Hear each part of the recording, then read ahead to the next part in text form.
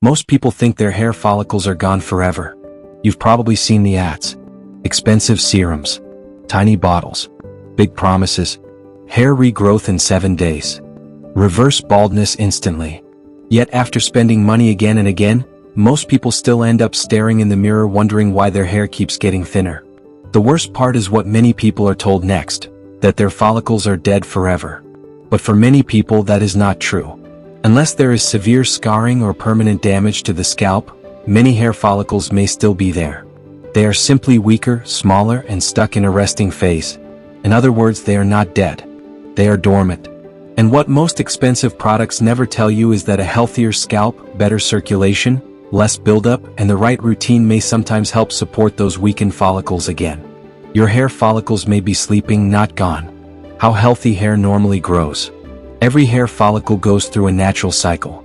First it grows a strand of hair. Then it rests. Then it sheds the old strand and begins growing again. But when the scalp becomes unhealthy, that cycle can slow down. The follicle may stay in the resting phase for too long. Instead of producing thick, healthy strands, it starts producing thinner, weaker, and shorter hairs. Over time, the follicle shrinks so much that it almost disappears from the surface. That is why so many people think the follicle is gone forever. Why some follicles stop growing hair. Often the follicle is still alive underneath the skin. It may simply need better circulation, less inflammation, and a healthier scalp environment before it can begin producing stronger hair again. The hidden reasons hair stops growing. Poor blood flow starves the root. Your hair roots depend on a steady supply of oxygen and nutrients. Tiny blood vessels carry those nutrients to every follicle. But stress, poor sleep, aging, smoking, poor diet, inflammation, and even constant scalp tension can reduce circulation over time. When blood flow drops, the follicle receives less oxygen and fewer nutrients. It becomes weaker and produces thinner hair until eventually it may stop producing visible hair at all. This is why scalp massage and circulation supporting oils may sometimes help certain people. Scalp buildup traps the follicle. Every day your scalp collects oil, sweat, dead skin, leftover shampoo, styling products, pollution, and sometimes fungus or bacteria. Over time, this buildup can surround the follicle opening. Imagine trying to grow a plant through a layer of concrete. That is what some follicles are dealing with. The root may still be alive, but it becomes trapped under layers of buildup and cannot function properly. Inflammation keeps the follicle stuck. Many people with thinning hair also have a scalp that feels itchy, flaky, red, tender, or irritated. Even if you do not notice these signs, there may still be inflammation beneath the surface. When the scalp stays inflamed for too long, the follicles often remain stuck in that resting phase. Stress and hormones can make it worse. Emotional stress, illness, lack of sleep, hormonal changes, and certain medications can all trigger extra shedding and make follicles more sensitive. This is why many people notice more hair loss after a stressful period in life. The good news is that if the follicle is still alive, improving the condition of the scalp may help support healthier growth again. Why most hair oils fail? The problem is usually not the oil. Many people hear that a certain oil helps hair growth, so they pour half a bottle onto their scalp and leave it there for days. Then when nothing changes, they assume the oil does not work. The truth is, the problem is usually not the oil. It is how the oil is being used. Mistake number 1. Using too much oil. More is not better. Thick oils can create a heavy layer over the scalp. Instead of helping the follicles, they trap heat, sweat, dead skin, and dirt around the roots. For most people, 1 spoon is enough for the entire scalp.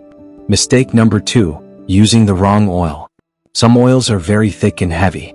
Others are lighter and better at penetrating the scalp.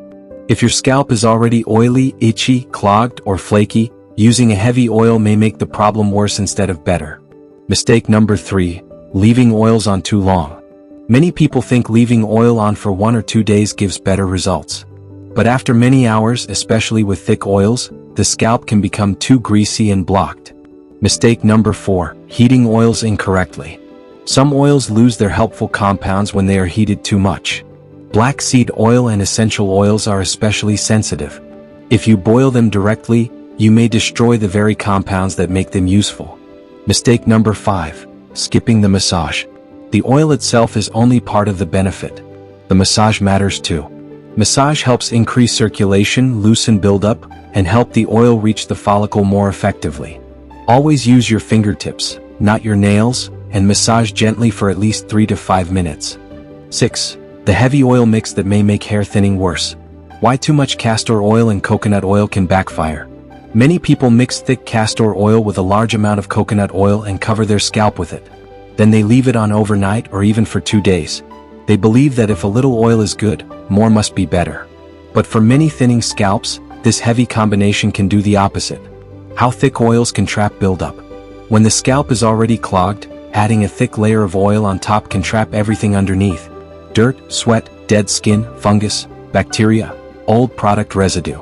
Instead of helping the follicle, the root becomes trapped under buildup and cannot function properly. If your scalp feels greasy, itchy, flaky, irritated, or if your hair looks thinner after oiling, this may be the reason. The better way to use heavy oils. Heavy oils are not always bad. They are simply often used the wrong way. Use only a small amount. About 1 spoon is enough. If you use castor oil, always mix it with a lighter oil and wash it out after a few hours. 5. Black seed oil.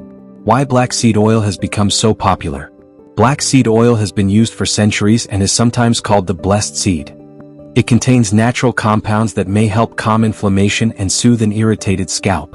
For people whose thinning hair is linked to redness, itching, flakes, or scalp irritation, black seed oil may be helpful. While some people find it useful, research on black seed oil for hair growth is still limited.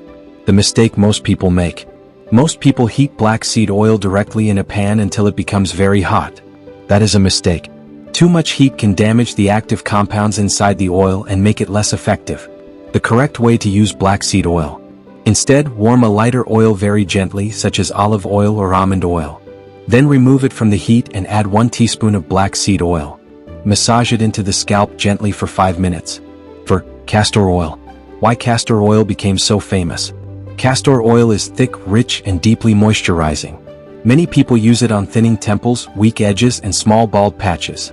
It may help lock moisture into the scalp, and the massage that comes with using it may improve circulation.